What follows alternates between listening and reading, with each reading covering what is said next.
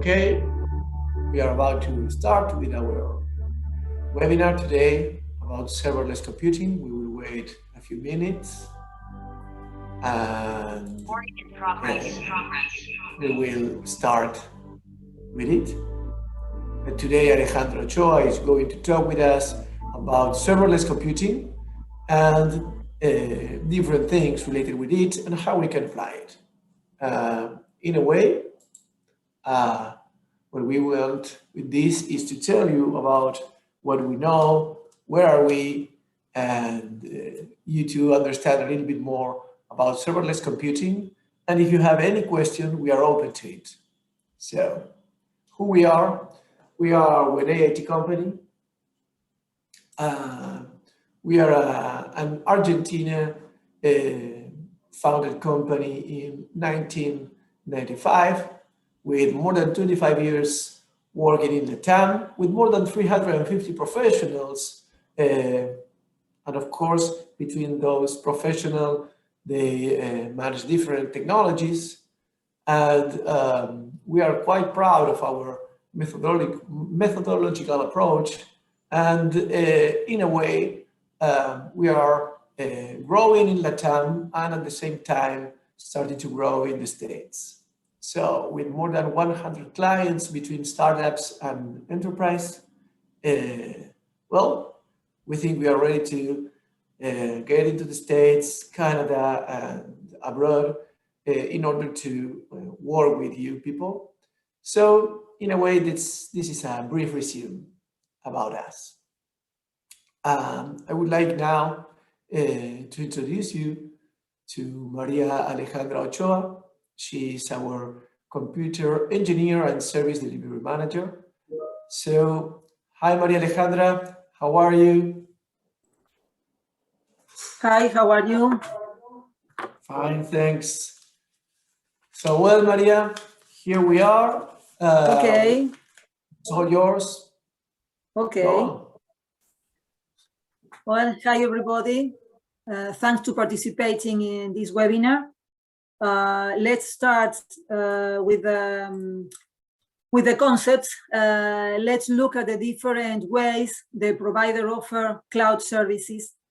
Backend as a service, or BaaS, is a concept that has been in the market for around 10 years, and it's a model that provides web and mobile application developers with a way to link these applications to cloud storage, analytic services, user management, sending push notifications, and integration with social networking services. These services are provided using custom software developer kits and application programming interfaces, or APIs. Another concept is function as a service, or FaaS, emerged in 2014 with Lambda. It is an event-based computing execution model where developers write the logic that is implemented in the containers, which are managed by a platform and put into operation as requested.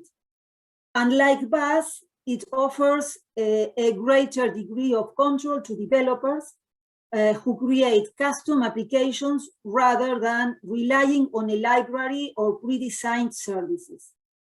And finally, serverless, which is a type of architecture where, as the word says, it means without server, involves not having to worry about maintaining infrastructure in the form of physical server or instances in the cloud. In this model, the functions are going to be executed when the event that invokes them is triggered. It will use the resources it needs for the duration of its execution, and only the time that its execution lasted will have been paid. We can speak about history and the evolution of how the applications were hosted on servers. There are 4 major stages. The first stage refers to when the applications were handled in a monolithic manner, a single physical server, with a single operating system where all our applications were running without any type of isolation between them, bringing multiple disadvantages at the time of their administration and maintenance. The second stage describes the virtual machines. This changed a bit the way of working since multiple operation systems can be hosted on a single physical server. This allows to have a separation layer between our applications, since the database, the front end, and the back end do not have to exist in the same operating system, eliminating certain disadvantages that the previous stage had. But there will still drawbacks, such as the addition of the resources that it consumed each operating system and the maintenance that each operating system requires, such as security updates or the complexity of the hardware emulations that each operating system require to function. The third stage represents the jump to containers. This implementation marks an important milestone since it becomes easier to build multiple applications, both on a physical server and in several completely isolated and independent, without the need to raise an entire operating system for each one, thus saving many resources. With the boom in containers, the fourth stage begins to take place. Concepts like fast and serverless begin to gain popularity. Within this stage, we can distinguish three versions of fast. The first version, had certain limitations that made it a technology with drawbacks, such as it only accepted HTTP and a few other sources like triggers, use only of functions. The execution time limit is about 5 to 10 minutes. The serverless platform were unstable. With the arrival of Kubernetes, the area of serverless computing was born, which would be the version 1.5, from which many technologies began to adopt containers automatically. Some of its features are the incorporation of Knative to expand the range of supported languages, Kubernetes-based automatic tuning. The microservices methodology is incorporated into existing functions, easy of debugging and testing locally, and portability, that is, it can be used without an operating system. We are currently in the process of version 2, which is just beginning to manifest itself with the incorporation of integrations and states. Vendors began adding the missing elements to make serverless computing fit for general purpose business workloads. This version has the following features: the incorporation of the container basic state management, using business application integration, advanced messaging features, and event sources specially prepared for companies. Well, in this slide, we can see the main platforms and their compatibility with the most used technologies. We have AWS Lambda, Google Functions, Azure Functions, and OpenWhisk. Lambda, that is compatibility with Python, C#, Java, Node.js, Go, and Ruby.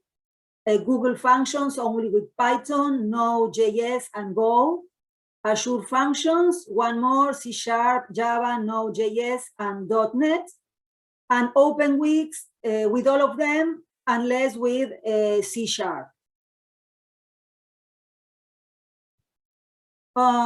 We can speak about advantages and disadvantages on using a serverless computing architecture. The advantages: reduce operating costs and increase developer productivity, who can delegate routine service management and deployment tasks and spend more time on applications.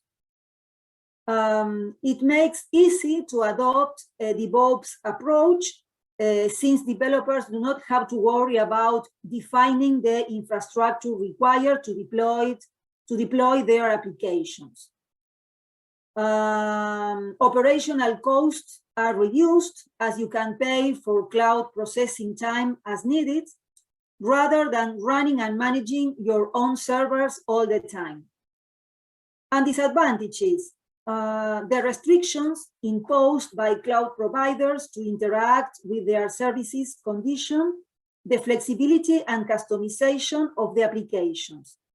In the case of vast environments, developers may be forced to use services whose code they cannot control. Giving control over aspects of the infrastructure creates dependency on the contract provider. A possible change of provider may imply a cost of updating the systems to meet the specifications of the new cloud provider.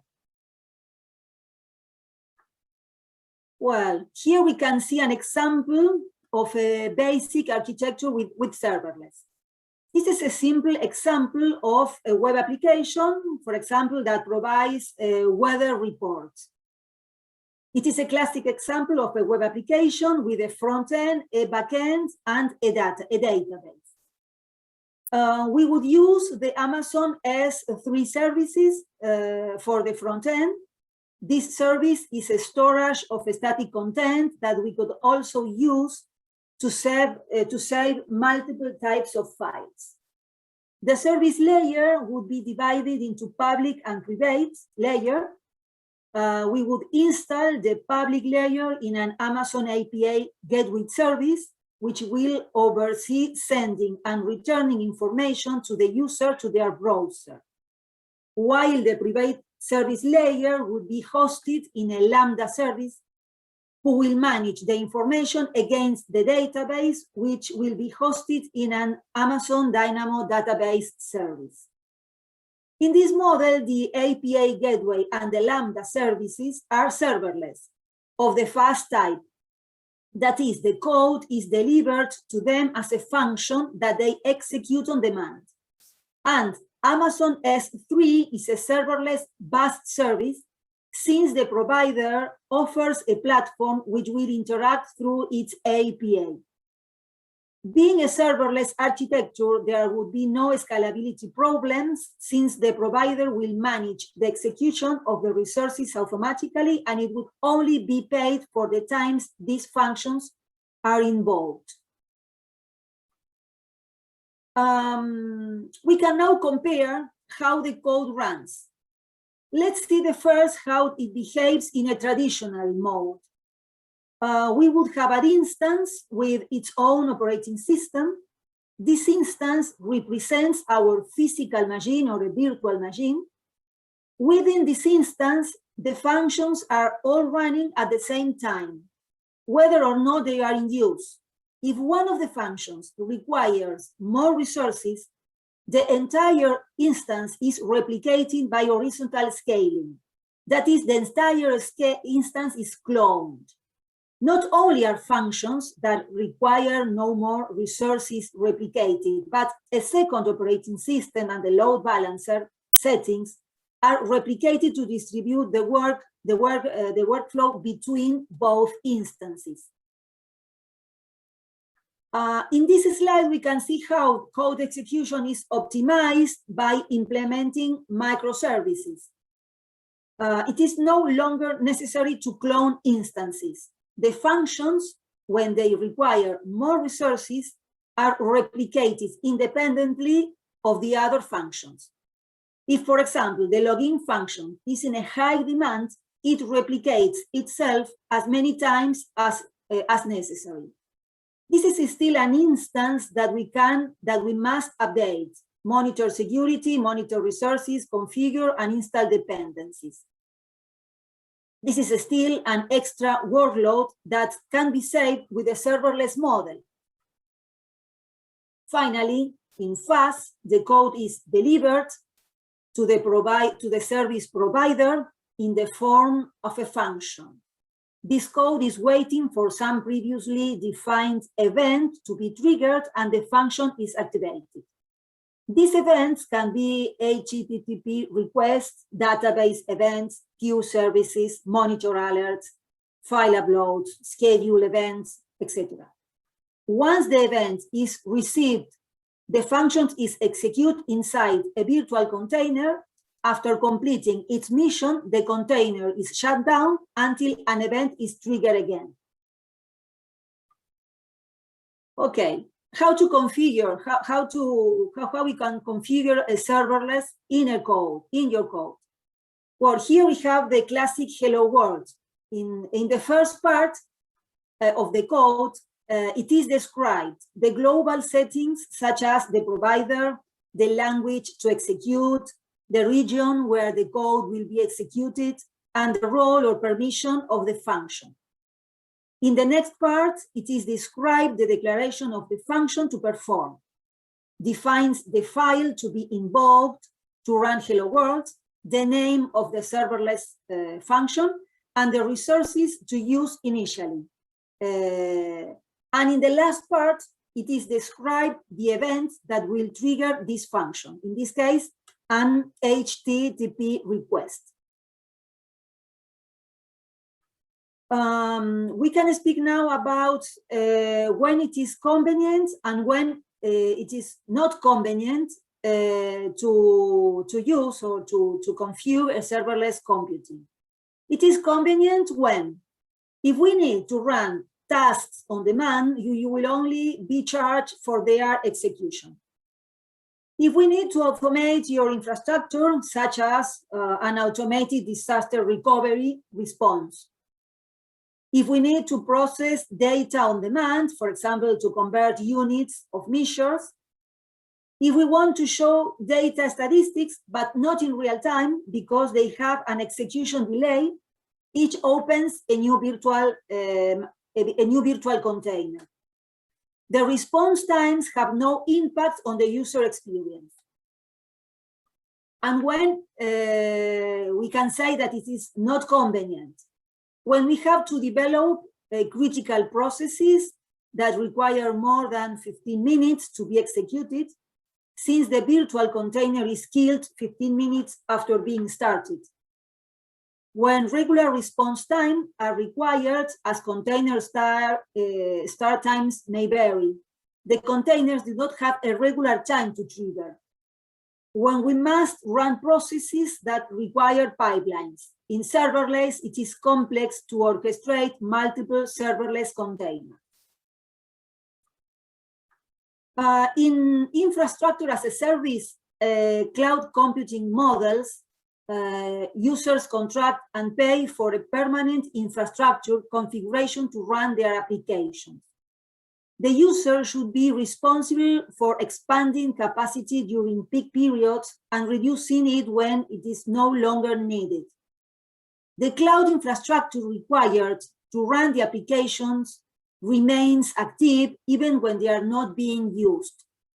This is the point where serverless computing is distinguished from other cloud computing models, since it is the cloud provider who is in charge of managing both the infrastructure and the expansion of the applications. When an event triggers the application code, the cloud provider allocates the necessary resources dynamically, and the user stops paying when it finishes running. Not only does serverless computing offer cost and efficiency benefits, but it also allows developers to become independent of the tasks related to the server deployment and application scalability.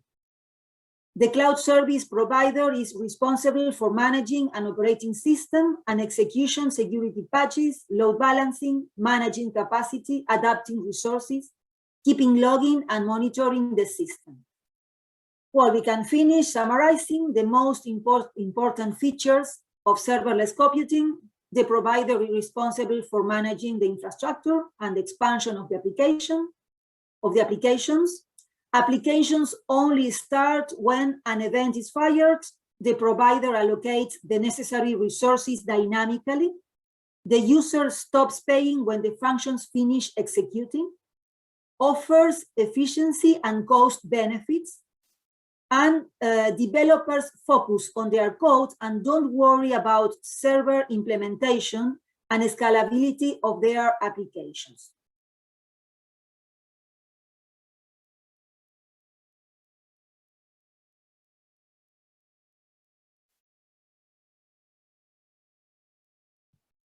Okay then, Alejandra. So now we are open to questions. Thank you, Alejandra, for everything you have told us till now.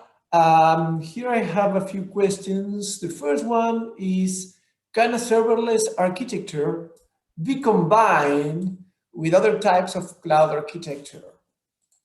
So what do you think about it? Yes. The best use that can be made of this technology is to complement it with the most classic architectures, both on-premise and in the cloud. Suppose we have a mass sales application. The application can be hosted on an instance or in a physical server. The application requires generating a daily sales report that consumes a lot of memory resources. These reports could be configured in a serverless function to run in parallel to the instance where the application is and generate the report without consuming its resources. Okay, thank you, Alejandra. Here I have another question. This one says, can serverless functions be monitored? Yes, providers offer as a part of their monitoring tools to monitor total requests executed, latency time, functions execution time, error rates. They are usually viewed through graphics consoles. Okay, in a way, just like a scorecard or something where you can manage the serverless functions. So you can be over there and manage them. Okay, that's great. Thanks, Alejandra. And I have the last one, I think, and it says, how are executions longer than 15 minutes resolved? Okay, well, this is complex. As I said earlier, it can be solved by multiple functions orchestrated with each other. When the first function meets the maximum allowed execution time, it returns the result in a place that was configured, such as a database or a JSON. Then the second function is fired, takes the results thrown by the first, and so on. The event that triggers the second function is the death of the first one. All functions have to be previously coded. If I set 2, only 2 will run. This has a limitation if it takes more time than planned. The task will not be able to be completed. Yeah, of course, it can be imagined. So I think that for the moment, we don't have any more questions. I don't know, Alejandra, I think that's all. And of course, we are open to any question. If you want to contact us and talk a little bit more about serverless computing and how we can help you with this in your business, we are open to that. We would love to do that. And of course, we will send you our contact address, and we hope to be with you again in about a month, when we are going to have our next webinar. Thank you very much, Alejandra, for today's webinar. You have been great, and thanks everyone for being Thanks, here. everybody. Okay, thanks, Nicolas, back there doing the things that we all need. And well then, that's all for today. Thanks everyone, and hopefully we will be with you again in about a month. This is all from here at Huenei, and thanks everyone. Bye-bye.